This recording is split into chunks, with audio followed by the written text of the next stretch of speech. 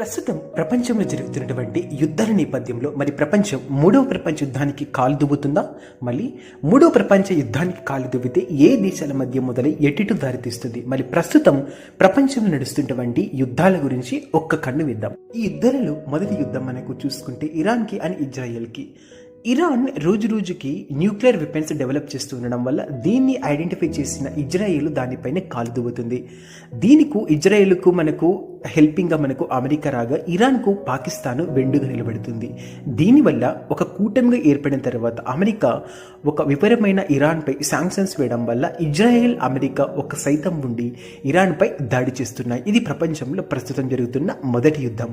Next వారు మనకు developed countries చూసుకుంటే అవి మెయిన్ మనకు America and Russia and China.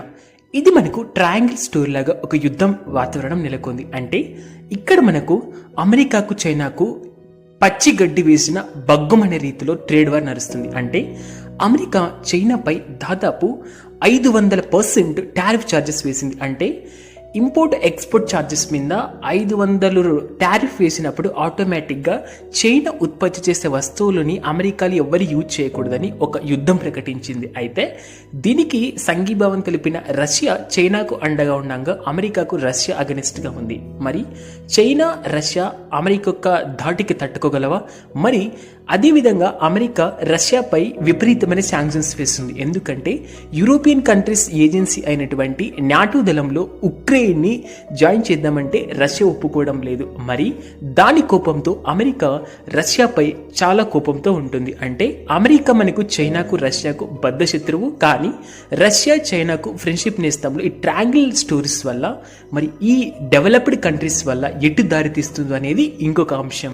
మరి ఇంకొక పక్క అమెరికాకు కెనడాకు విపరీతమైన గొడవలు. అంటే కెనడాను అమెరికాలో కలిపేస్తామంటున్న ట్రంప్ మరియు కెనడాని ఏ విధంగా అమెరికాలో తీసేసుకుంటాడు? మరి కెనడా యొక్క గవర్నమెంట్ దీనికి ధీటుగా జవాబు ఇవ్వడానికి అమెరికాకు వక్రీ బుద్ధికించడానికి తాము యొక్క ఉనికిని చాటుకుంటుంది కెనడా.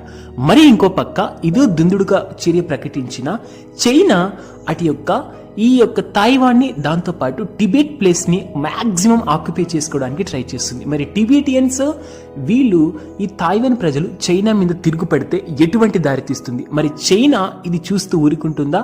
చైనా మనకు ఇప్పటికే అటు ఇండియాతోనూ ఇటు చాలా మటుకు బార్డర్ కంట్రీస్తో చైనాకు చాలా ఇష్యూస్ ఉన్నాయి. దీనివల్ల అటు అమెరికా కెనడాతో చైనా ఈ తైవాన్ అలాగే టిబెట్ ప్రాంతాలతో ప్రస్తుతం నడుస్తున్న యుద్ధాలు ఎక్కడ కూడా ఆగడం లేదు. నెక్స్ట్ వారు మనకు ప్రపంచంలో చూసుకుంటే డెవలపింగ్ నేషన్స్ లో ఇండియాకు పరమ పెద్ద శత్రువు పాకిస్తాన్ కదా ప్రజెంట్ సిచ్యువేషన్ లో. పెద్ద శత్రువు చైనాని ఎదుర్కోవాలంటే విపరీతమైన దాడి చేయాల్సి ఉంటుంది. చైనాను తిప్పికొడుతూ చైనాతో మరియు పాకిస్తాన్, ఇక్కడ చైనా పాకిస్తాన్ ఫ్రెండ్షిప్ కి కుదరంగా భారత్ మాత్రం ఇద్దరితో ఫైట్ చేయాల్సి ఉంటుంది. దీనివల్ల మనకు కొత్తగా మన దాంట్లోకి యాడ్ అయింది టర్కీ. ఈ టర్కీ యొక్క కంట్రీ ముస్లిమ్స్ కంట్రీ కావడం చేత పాకిస్తాన్ కి సపోర్ట్ చేయడం వల్ల ఇండియాకు ఆటోమేటిక్ గా ప్రజెంట్ టర్కీ కూడా ఒక శత్రువుగా ఉంది. అంటే ఇండియాకు ప్రస్తుతం 3 శత్రువులు ఉన్నారు. అది ఒకటి చైనా, రెండవది మనకు పాకిస్తాన్, మూడవది మనకు టర్కీ. దీంతో పాటు కొత్తగా మనకు లాటెస్ట్ మనకు F-32 సుఖాయ్ విమానం లేటెస్ట్ కేరళలో వచ్చి ఆగింది. దానివల్ల మన రాడర్ సిస్టమ్స్ ని రెక్టిఫై చేసి ఆ F-32 విమానాన్ని మనం ల్యాండప్ చేసి ఫ్లెచింగ్ చేయడం వల్ల వాళ్ళు మనం దాన్ని చేసినందుకు కోపంతో నిన్నటికి లేదా నిన్న యూకే గవర్నమెంట్ ఇండియాని ఇంకొక శత్రువుగా భావిస్తుంది. అంటే ప్రస్తుతం ఇండియాకి 4 శత్రువు దేశాలు చుట్టుపక్కల వాళ్ళు పొంచి ఉన్నారు. నెక్స్ట్ రష్యా ఉక్రెయిన్ వార్ ఇప్పటిది కాదు, దాదాపు 3 సంవత్సరాల నుంచి ఇది కంటిన్యూ అవుతుంది. అంటే యూరోపియన్ కంట్రీస్ అమెరికా సైతం నాటోలో జాయిన్ కావాలని ఉక్రెయిన్ని ప్రేరేపిస్తున్నప్పుడు ఉక్రెయిన్కి స్టిల్ ఇప్పటి వరకు అంత పోరాటం చేస్తున్నాయంటే ఈ European countries America government still fundings provide చేస్తూ ఉన్నాయి. దీనికి ధీటుగా రష్యా ఎక్కడికి వెనక్కు తగ్గడం లేదు. రష్యా తన యొక్క అధునాతన టెక్నాలజీతో స్టిల్ ఉక్రెయిన్ మీద దాడి చేస్తూనే ఉంది. రష్యా మాత్రం దీంట్లో తగ్గడం లేదు. మరి రష్యా తగ్గకపోగా ఇటు ఉక్రెయిన్ నుంచి మనకి యూరోపియన్ కంట్రీస్ తగ్గకపోగా ప్రపంచంలో ఉన్న దేశాలు సగం ఉక్రెయిన్ సైడ్ సగం రష్యా సైడ్ ఆక్యుపై అయితే మరి ఇది ఎటువైపు దారితీస్తుందో చూడాలి. నెక్స్ట్ వరకు మనకు ఆఫ్ఘనిస్తాన్ అండ్ దెన్ పాకిస్తాన్.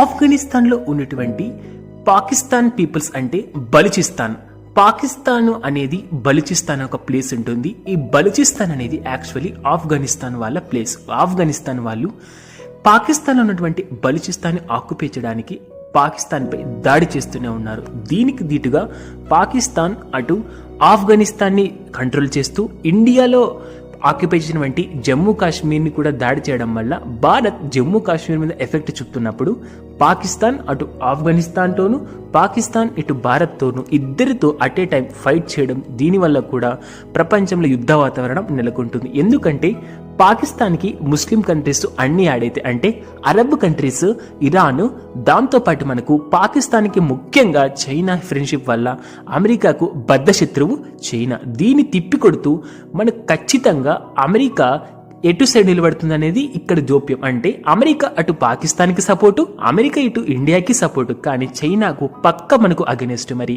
ఈ ట్రయాంగిల్ స్టోరీస్ ప్రపంచంలో ఒక యుద్ధ వాతావరణాన్ని ఎలా తీసుకెళ్తాయి అనేది కూడా చూడాలి. అయితే మనకు రీసెంట్ గా ట్రంప్ ప్రవేశపెట్టిన వన్ బిగ్ బ్యూటిఫుల్ బిల్ వల్ల, అంటే ప్రతి దేశం మీద టారిఫ్ పర్ ఛార్జెస్ వేస్తారు. అంటే మనకు ఇంపోర్ట్ ఎక్స్పోర్ట్ చేసుకునే వాటి మీద ప్రతి దాని మీద ఈ రేట్ అనేది టారిఫ్ వేస్తారు. అంటే 10 రూపాయలకు వచ్చే వస్తువు 10% టారిఫ్ అంటే అది మనకు 100 రూపీస్ యాడ్, అంటే 110 రూపీస్కి వస్తుంది. దీంతో మనకు ఎప్పుడైతే సరే వాటి యొక్క కాస్ట్ పెరిగినప్పుడు అమెరికా అంటే ఓన్గా తయారు చేసుకున్న వస్తువుల పట్ల వాళ్ళు డిమాండ్ పెరుగుతుంది. అవుట్ సైడ్ కంట్రీస్ నుంచి వచ్చిన ఆ యొక్క ఇంపోర్ట్స్ మీద వాళ్ళు ఛార్జెస్ ఎక్కడ వేయడం వల్ల ప్రజలు వాటిని కొనరనమాట. అంటే మనం ఈ అదర్ కంట్రీస్ యొక్క వస్తువుల పేద మీద డిమాండ్ పెంచినప్పుడు ఆటోమేటిక్గా వాటికి సప్లై తగ్గిపోయి ఒక రీతిలో మనం ఓన్లీ ఇతర దేశాల వస్తువులకి డిమాండ్ తగ్గడం వల్ల వాళ్ళుగా డెవలప్ అవ్వచ్చు అని ఒక టారిఫ్ని భయంకరంగా వేస్తున్నారు.